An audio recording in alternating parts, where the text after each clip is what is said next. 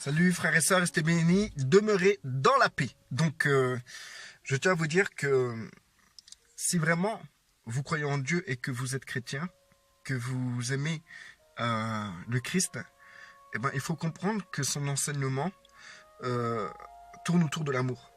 Et, et pour que ça arrive, comment dire, pour qu'on puisse s'identifier à Christ, il faut vraiment qu'on puisse pouvoir s'identifier à une forme d'amour envers les autres. Car Christ nous a dit, aime ton prochain comme toi-même.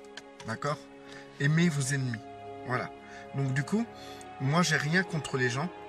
Les gens, ils sont en mouvement perpétuel dans leur ego, dans leur pensée, dans leur culture, tradition, dans leur racisme, je précise, dans leur idéologie de la conception de la vie, etc. Et obligatoirement, il y aura des gens qui vont avoir des mouvements qui vont me percuter. Moi, mon but, c'est d'aimer toutes ces personnes. Et bien sûr, c'est pas donné à tout le monde d'aimer toutes ces personnes. C'est pas donné à un être humain d'aimer toutes ces personnes. Il faut un travail très compliqué. Mais le principal, c'est que ce n'est pas que tu te forces à aimer les gens, que tu te voiles la face, que tu fais un déni, que tu fais un déni du fait que t'aimes la personne, mais en vérité tu la hais du plus profond de ton cœur. Non. C'est pas ce qu'il faut faire. C'est pas le style, genre juste parler, dire oui, moi j'aime mon ennemi, j'aime celui qui me traite de sale singe et tout, je l'aime et tout. Non, c'est pas le tout. C'est pas comme ça que ça doit se passer. C'est de l'hypocrisie. Ça ressemble à rien. C'est du gâchis et surtout ça va finir par faire, comment dire. Ça va finir par te faire du mal et tu vas devenir une bombe à retardement et tu vas finir par tuer tout le monde. Donc il faut comprendre que Dieu ne nous demande pas d'une manière instantanée d'aimer notre prochain comme nous-mêmes, ni d'une manière instantanée d'aimer notre ennemi. C'est complètement un travail. C'est quelque chose qui peut mettre beaucoup de temps. Et le Seigneur, lui, il est au-delà du temps. Donc, c'est pas parce que tu arrives pas maintenant, du coup, sur le moment, que tu étais vraiment très mauvais. Non, il faut vraiment que ça soit quelque chose qui soit à la racine. Quelque chose qui est au plus profond de vous-même. Et cette chose qui est au plus profond de vous-même, c'est une conviction. Cette conviction de vouloir aimer ton prochain. Cette conviction de travailler pour. Que cela soit ta quête. Que cela soit ton cheminement, ton parcours, ton idéologie, ta pensée, ta philosophie, ton opinion. Ce que tu tiens à défendre coûte que coûte. C'est le vouloir d'aimer ton prochain comme toi-même. Et si tu as déjà ça ancré en toi, au plus profond de toi-même, que c'est quelque chose qui est en priorité et que c'est la quête que tu voudrais aboutir le long de ta vie, jusqu'à ta mort, dans ces cas-là, le temps n'est plus une question. C'est juste simplement que à partir du moment que tu as mis ça dans ton cœur et que c'est ta priorité, ben le geste est là et Dieu le voit. Dieu voit cela. Dieu a vu ta priorité. Dieu a vu ce que tu veux être. Et si tu n'y arrives pas, eh ben, ce qui compte, c'est pas que tu arrives ou tu n'y arrives pas. Ce qui compte, c'est ton objectif. Parce que Dieu voit ton objectif. Et il sait très bien que nous sommes des personnes qui sommes d'une faiblesse incroyable. Il suffit que quelqu'un vienne, genre je me promène avec ma famille et quelqu'un il vient, il bouscule mon gosse. Mais je te promets que c'est vrai que mon prochain, je vais pas l'aimer. Je vais le défoncer. Ce sera ma réaction. Je vais le prendre, je vais le défoncer, je vais le retourner, je vais encore le redéfoncer, je vais le réveiller, et je vais le redéfoncer, et je vais encore le réveiller, je vais le redéfoncer jusqu'à temps que quelqu'un m'arrête. Tout ça parce que en fait, voir quelqu'un toucher mon gosse, ça va me retourner mon cœur. Et je vais pas me contrôler. Mais pourtant, mon but, ma quête première, c'est d'aimer mon prochain comme moi-même. Vous allez dire, mais ça, c'est pas aimer son prochain. Et je suis d'accord totalement à 200% avec vous. Ça, c'est pas aimer son prochain. Mais comme je vous ai dit, c'est ma quête, c'est mon but. Par exemple, quand quelqu'un, il va faire une quête, chercher comment dire, je sais pas, son but ultime, c'est de trouver un trésor, par exemple, ben, il va se donner les moyens de trouver ce trésor, en sachant que, entre-temps, il va dériver, il va faire autre chose, il va se planter, ou il va déprimer, il va plus avoir la force de trouver ce trésor. Mais, à force de persévérance, eh ben, il finit par trouver ce trésor. Et là, il arrive au bout de sa quête. Bah, nous, c'est pareil, frères et sœurs. Il faut pas que se lamenter. Il faut simplement se dire, mais quel est ton objectif premier? Est-ce que c'est te réaliser dans la société? Est-ce que c'est avoir des promotions? Est-ce que c'est avoir une belle voiture? Est-ce que c'est avoir une belle maison? Est-ce que c'est être le premier dans tout? Est-ce que si c'est ça ta quête, dans ces cas-là, comment dire, Dieu jugera ton objectif. Dieu jugera ton objectif. Et c'est ton objectif, ta quête, qui sera jugé. Il est écrit dans la Bible que là où est ton trésor sera aussi ton cœur. Donc, si ton objectif premier, ta quête, c'est ça, eh ben, dans ces cas-là, Dieu jugera ton trésor. Parce que c'est là où sera ton cœur. Donc, c'est à partir de ton trésor que Dieu jugera ton cœur. Ou il jugera ton cœur selon ton trésor. Donc du coup, dans ces cas-là, tu vas dire au Seigneur, oui, mais j'ai essayé d'aimer tout ça, mais le Seigneur, il sait très bien que ton objectif, c'était pas d'aimer ton prochain. Il sait très bien que ton objectif était d'écraser ton prochain pour avoir une promotion. C'est d'écraser ton prochain pour avoir des billets, de la puissance, de l'argent. Et ça, Dieu le sait. Et toi-même, tu le sais, car tu en as fait une priorité dans ta vie.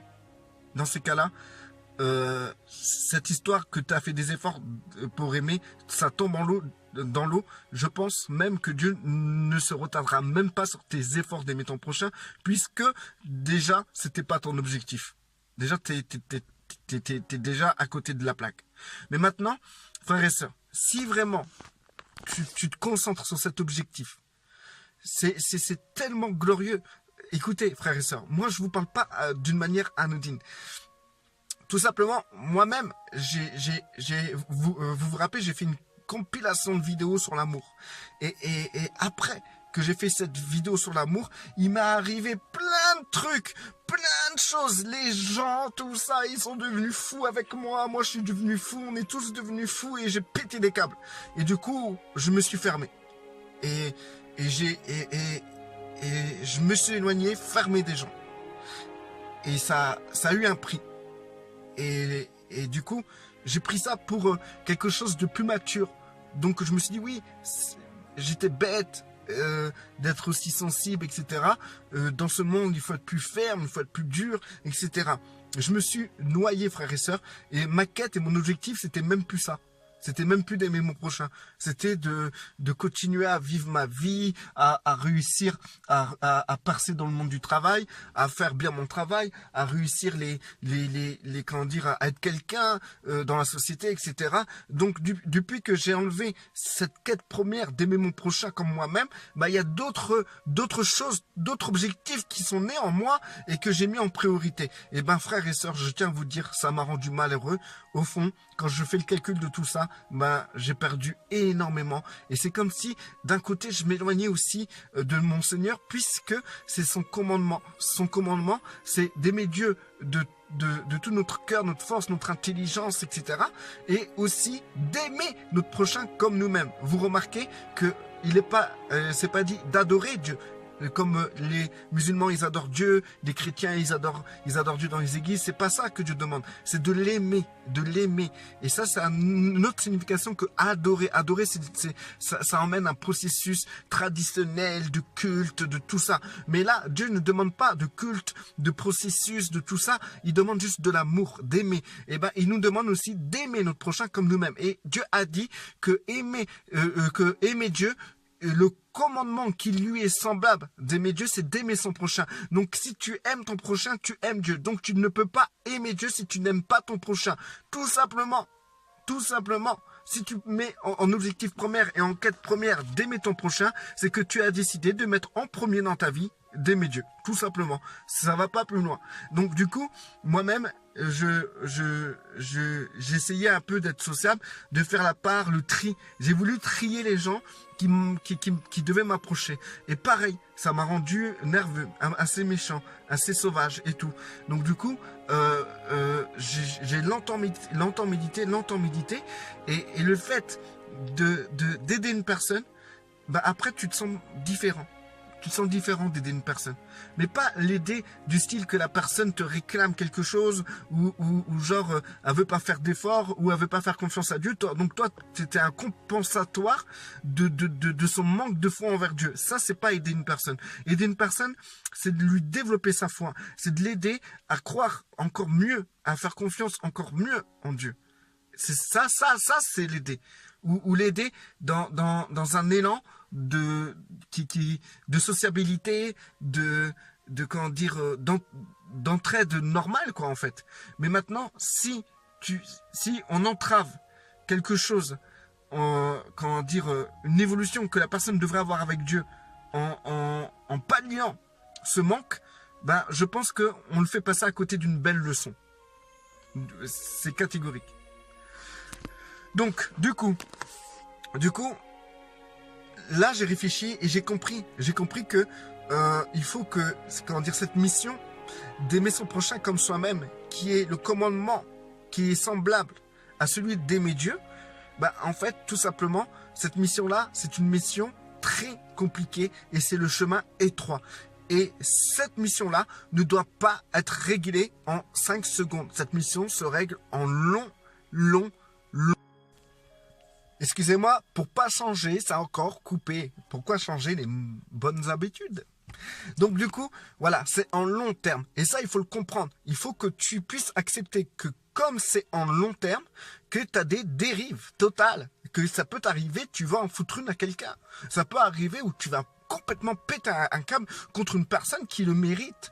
La claque que tu vas foutre à la personne le mérite par sa bêtise, par sa connerie, bah, à t'amener dans cet état-là. C'est pour ça qu'il faut arrêter, il faut dire aux gens d'arrêter de provoquer, de faire les beaux, parce que quoi qu'il arrive, si tu perds ton contrôle, tu vas finir par leur foutre une claque. Salut. Tendre l'autre joue, frère, c'est quelque chose qui demande beaucoup de travail à long terme. Tu peux un jour, tu vas arriver, l'autre il va te provoquer tout ça, et tu vas te sentir super chrétien en toi, quoi. Comme dans Marvel, des pouvoirs chrétiens en fond en toi. Et la personne va te provoquer, elle va te foutre une claque, tu vas attendre l'autre jour. Et un jour, ça peut, tu sais, voilà, un jour, t'es comme ça arrive. Et un autre jour, peu de temps après, quelqu'un il va arriver, il va foutre une claque à ton fils. Tu vas péter un câble, tu vas lui foutre des patates, le gars va te renvoyer des patates, tu vas lui en foutre d'autres patates, là tu tendras pas ta joue. Donc c'est pour ça, faites pas les malins, les gens qui disent « Ah, moi je tends ma joue, ah, moi je m'énerve jamais ». Mais arrêtez de faire les malins, vous savez même pas de quoi vous parlez, vous faites un déni de vous-même, Moi j'ai vu quelqu'un par exemple qui se toujours passé pour quelqu'un de calme et tout, etc. Et elle se dit calme. Mais quand tu la vois en catimini, comment dire, avec ses gosses, tu la vois tout le temps gueuler sur ses gosses, quoi. Donc du coup, pour vous dire et tout que personne n'est calme. On est tous des bombes à retardement. On est tous des gens prêts à péter des câbles. On est tous des gens qui sont capables de faire saigner l'autre parce qu'ils ont fait du mal à nos proches. On est tous comme ça. Donc, il faut déjà partir sur de bonnes bases. T'es mauvais, t'es méchant, t'as la haine, t'es rempli d'ego. Et tout ce cocktail-là fait de toi de quelqu'un de très explosif. Donc, la bombe qui est en toi doit être désamorcée. Et ça ne demande pas... Ça ne se passe pas comme ça. Ça demande un travail minutieux de désamorçage de cette bombe. Petit à petit. Ça se peut que là, tu crois que ta bombe est désamorcée. Voilà, tac, tu vis 40 ans en mode désamorcé. Et du jour au lendemain, juste quand tu arrives à tes 70 ans, quelqu'un te fait péter un câble et tu finis par le foutre une baffe. tu finis par le haïr, quoi, en fait. Parce qu'on n'est pas à l'abri de ça, frères et sœurs, je tiens à vous le dire. C'est pas parce que aujourd'hui vous pensez, croyez dans l'amour, que dans 10 ans, ça sera toujours le même cas. C'est d'une instabilité, mais totale de chez Total. C'est très dangereux. C'est très dangereux. Et il faut comprendre que faut pas baisser les bras en disant oh, c'est impossible, c'est impossible, c'est impossible. Moi, ce que je tiens à vous dire dans cette vidéo, c'est que si vous mettez comme objectif premier d'aimer votre prochain comme vous-même, je peux vous dire que ça vous sauve l'honneur. Parce que Dieu le verra. Dieu verra votre bonne intention malgré que vous avez tabassé le gars là.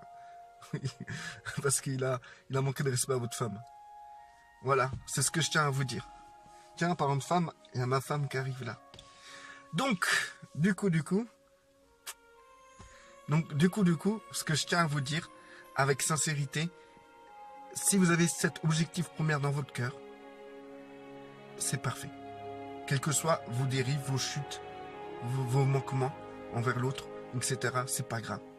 Ça se travaille, ça se désamorce, ça s'amorce, ça se complète, ça se décomplète, etc.